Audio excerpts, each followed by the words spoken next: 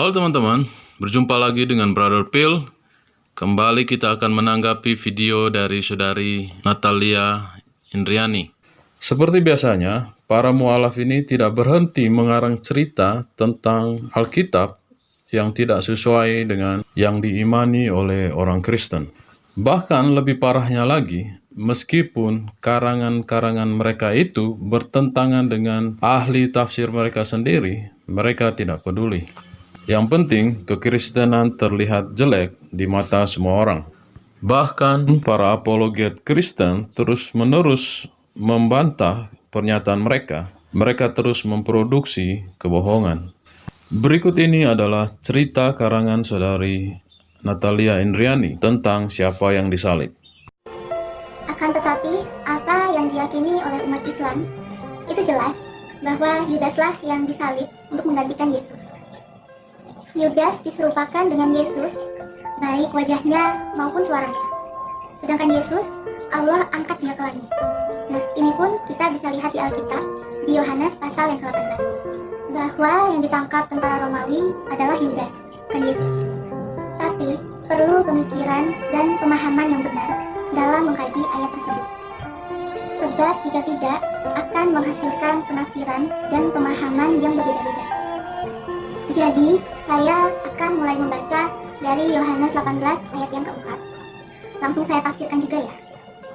Maka Yesus, yang tahu semua yang akan menimpa dirinya, maju ke depan dan berkata kepada mereka, "Siapakah yang kamu cari?" Jadi, di sini kondisinya, prajurit itu datang untuk mencari Yesus. Kemudian, Yesus maju ke depan. Situ, Yesus maju ke depan. Kemudian dia bertanya, "Siapakah yang kamu cari?" Nah, dari sini, inilah awal mujizat bahwa Yudas telah diserupakan dengan Yesus. Di Yohanes 18 ayat yang ke-5, jawab mereka, "Yesus dari Nazaret." Katanya kepada mereka, "Akulah dia." Yudas yang mengkhianati dia berdiri juga di situ bersama-sama mereka. Nah, disinilah bukti bahwa Yudas telah diserupakan dengan Yesus. Yohanes 18 ayat yang ke-6, ketika ia berkata kepada mereka, "Akulah dia," mundurlah mereka dan jatuh ke tanah. Apa yang membuat mereka jatuh ke tanah? Padahal Yesus hanya berkata, "Akulah dia." Ini merupakan suatu mujizat juga ya, walaupun hal sekecil ini.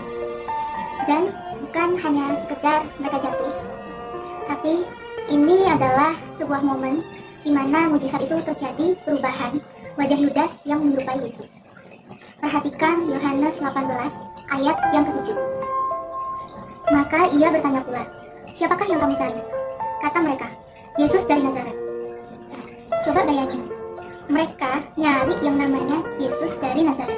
Padahal Yesus itu kan udah berdiri di depan mereka. Tapi mereka malah nggak mengenali kalau Yesus itu udah di depan mereka. Jadi saat mereka berkata Yesus dari Nazaret, berarti mereka itu seakan-akan nggak mengenali Yesus yang sudah ada di depannya. Coba koreksi kata-kata saya. Padahal Yesus itu tuh udah viral banget ya. Bahkan sebelum kelahirannya pun itu udah diramalkan bahwa akan datang Mesias. Nah, dan saat lahir Yesus udah langsung bisa bicara. Jadi itu tuh udah terkenal di sana. Bahkan dia pun juga sudah banyak sekali melakukan mujizat-mujizat lainnya. Pengikutnya pun juga udah banyak. Masa dia udah berdiri di depan mereka? Mereka pun masih nggak mengenalinya sih. Nah, disitulah Yudas sudah mulai menyadari mujizat akan perubahan wajahnya yang diserupakan dengan Yesus. Maka dia pun mulai sadar bahwa rencananya itu telah gagal untuk mengkhianati Yesus. Dan dia pun menyesal sehingga dia pun telah merelakan dirinya untuk ditangkap. Dan perhatikan Yohanes 18 ayat yang ke-8. Menurut saya, ini adalah kata-katanya Yudas yang telah diserupakan dengan Yesus.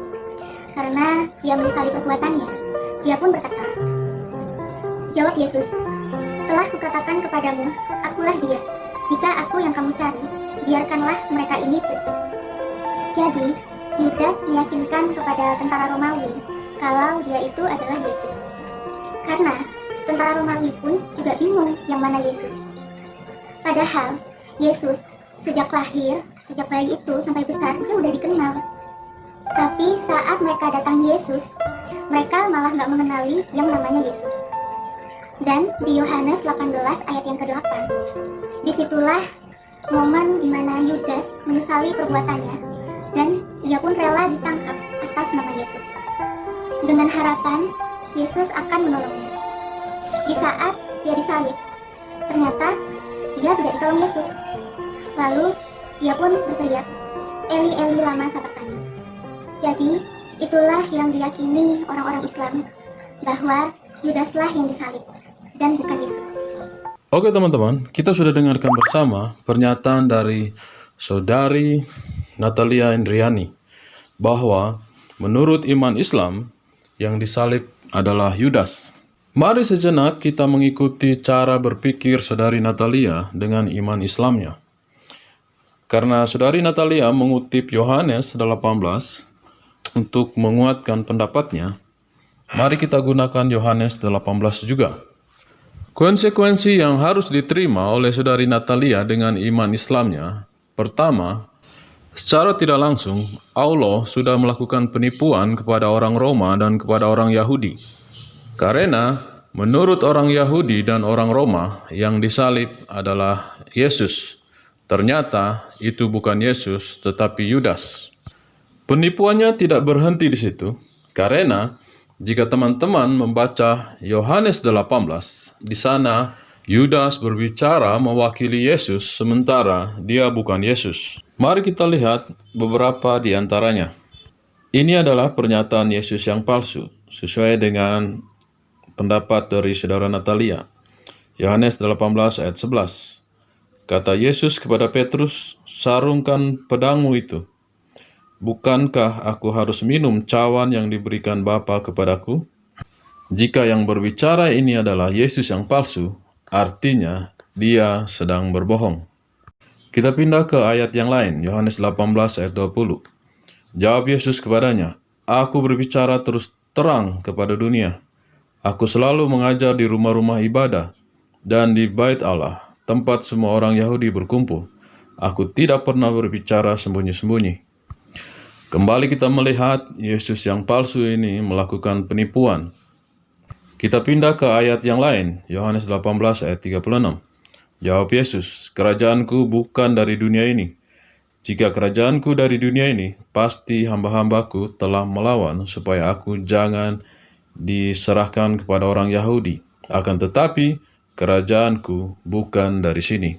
Jika teman-teman membaca terus Yohanes 18 sampai pasal 21, kebohongan itu tidak berhenti.